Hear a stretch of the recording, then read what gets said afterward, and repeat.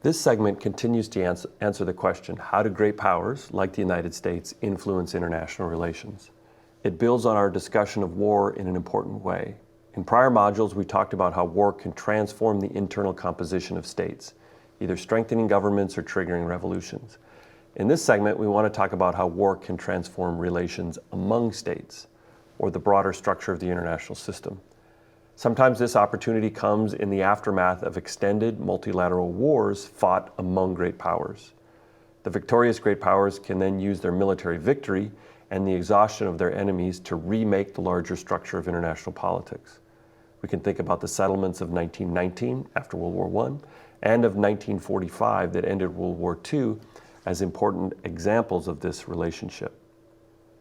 These long wars alter the internal composition of states, create new ones, and lead to the death of some states. And think back here to the discussion about the American Revolution, about how war makes the state. When great powers sit down to negotiate peace settlements that end these wars, the terms of these bargains reverberate for decades and sometimes centuries. These great power settlements are not just limited to halting the military contest. Instead, they transform the larger structure of international politics by determining which political organizations will exist in the future and by setting the rules of the road, or expectations that will guide the subsequent interactions of states and international organizations. In this way, the consequences of war are really important for shaping the quality of the resulting peace among states. And it means even more so that international politics is nested within the consequences of organized violence and war. Right? War makes the state. It remakes the actors in the international system, and war resets the structure of that system that constrains or limits important actors like states. Accordingly, war helps to shape the patterns of relations that constitute a political order among states. So when we talk about structure, refer back to the textbook discussion from our very first module in this course. We can think about structure as rules that guide the interactions among these political organizations. These rules could be things like sovereignty, treaties that limit the size of armies or nuclear weapons stockpiles, or the broad norm of trade liberalization that has guided commercial negotiations since the end of World War II. These rules could also be negotiated border settlements that delineate the territorial boundaries of states. We can also think about structure in terms of the global distribution of important state attributes, like the distribution of military power or the prevalence of democracy in the international system. And again, the main actors in the international system are often political organizations like states, empires, and international organizations. So now we want to discuss some of the ways in which great power wars and their settlements influence the subsequent structure of international politics. First, these big wars or conflicts often define political membership in the international system. They help to determine which political entities will survive, which will be recognized as sovereign and independent. For example, the settlement of 1919 created a series of new states in Eastern and Southeastern Europe that had previously been part of the Russian, German, and Austro-Hungarian empires. Similarly, the collapse of the Soviet Union in 1991 gave birth to another wave of new states in Eastern Europe, the Caucasus, and Central Asia. So if we look at this tablet now, at your screen now, so what this map does is it gives us some sense of when the current composition of states in the international system, when they became independent. And so I've highlighted two eras here. One from July 1914 to 1929, and then another from 1990 to 1999. And what these gives us is some sense of the waves of new states that entered the international system in the aftermath of significant great power competitions and war. So in the period immediately after World War I, we get a series of new states in Eastern Europe, like Poland, Czechoslovakia, the Baltic states. And then after the collapse of the Soviet Union that ended the Cold War over the period from 1989 to 1991, then we get a series of new, and I'll highlight them here, a series of new states on the border of Russia that used to be part of the former Soviet Union, right? When the Soviet Union withdraws from its empire, it allows all of these former republics of the Soviet Union to acquire political independence. So the terms of this political settlement between the United States and the Soviet Union, the peaceful settlement between the two states, facilitated a new wave of statehood in the international system that allowed many former Soviet republics to become independent.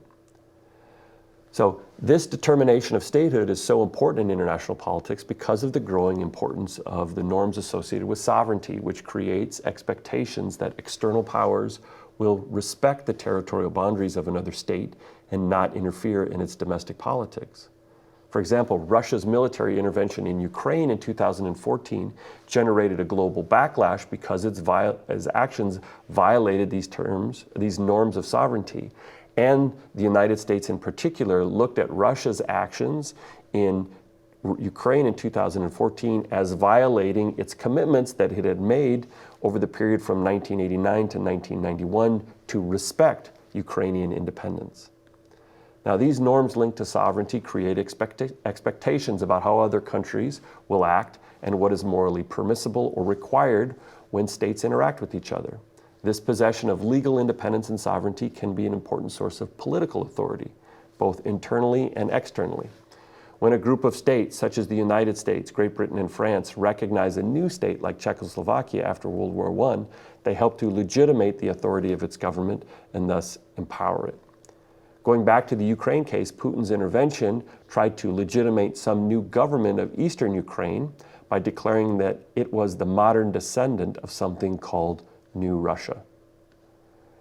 Second, great powers also use these settlements to shape the distribution of regime type in states around the world. For example, since World War I, the United States has steadily enhanced its support for democracy. Woodrow Wilson did this by championing self-determination. The United States did this after World War II by rebuilding Germany and Japan and then preventing the expansion of communism in Western Europe through Marshall Plan aid. The United States and Europe together did this after the Cold War by using membership in Nato and membership in the European Union to create incentives to consolidate democracy in the newly independent states that had been aligned or part of the Soviet Union in Eastern Europe.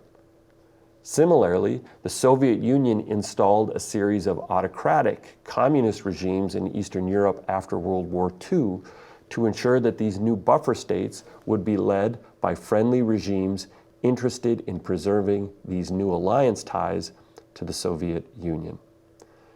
Now, third, these settlements also shaped the subsequent order by influencing the distribution of military power among states, and as a consequence, their willingness to abide by the new status quo. So, for example, the victors in World War I imposed reparations on Germany and restrictions on the size of its military. Okay, so let's go back to a different map here, the Treaty of Versailles here. Here we can get some sense of the territorial losses that Germany faced from World War I, but I also want to show you the system of reparations, whereby the Allies forced Germany to make a series of payments, and these payments are noted with these lines here to neighboring countries. To essentially, Germany was supposed to compensate the countries that it had fought against in World War I. It was supposed to compensate and cover many of their economic costs for participating in that war. These components of the Versailles Treaty were designed to limit the ability of Germany to use military force in the 1920s to revise that new political status quo in Europe. Well, then Hitler seeks to overturn these constraints after he seizes power in 1933, defaulting on these financial obligations and initiating a massive program of rearmament so he could use military threats and war to overthrow the Versailles system. Now, fourth, the settlements of 1919 and 1945 also saw ambitious attempts to construct a set of new collective security organizations that could enforce the status quo and penalize attempts to overturn it. This was the motivation behind the League of Nations. In the 1945 settlement, we see the origins of the United Nations and NATO. There really weren't new organizations created after 1990, but existing ones were expanded by incorporating new members, particularly in Eastern Europe, with Nato expansion. So fifth, these segments also reset the division of territory among great powers in the system. And so let's go back to the map here, which shows German territorial losses, noted here in pink, as a result of World War I. So the peace settlement takes German territory and cedes it to other governments in the region, in particular to Poland. Germany also loses access to its colonies around the world, right? And here we see the loss of German colonies in Africa as well. The point here is that these peace settlements remake the territorial composition in the international system and force some states to make concessions, right? And in this sense, these peace settlements help to define property rights over territory. So this redistribution of property rights then resets the political interests of the great powers with respect to this new order or the status quo. If all the key members of the system are content with the status quo, then it's likely to endure for some time. Alternatively, if states hold differing interests with respect to this territorial division, some groups want it revised, while some groups want it preserved. Then it can be more difficult to sustain. We can go ahead and turn that map off now. So in sum, great powers have a disproportionate amount of influence over the structure of global politics. This outsized influence often manifests in the periods following extended wars. Great powers can use military victory to cast a long shadow on international relations by resetting things like the territorial boundaries and the distribution of military power among states. In upcoming segments, we're going to examine how U.S. foreign policy has helped to reset this structure after prominent wars, both World War I and World War II.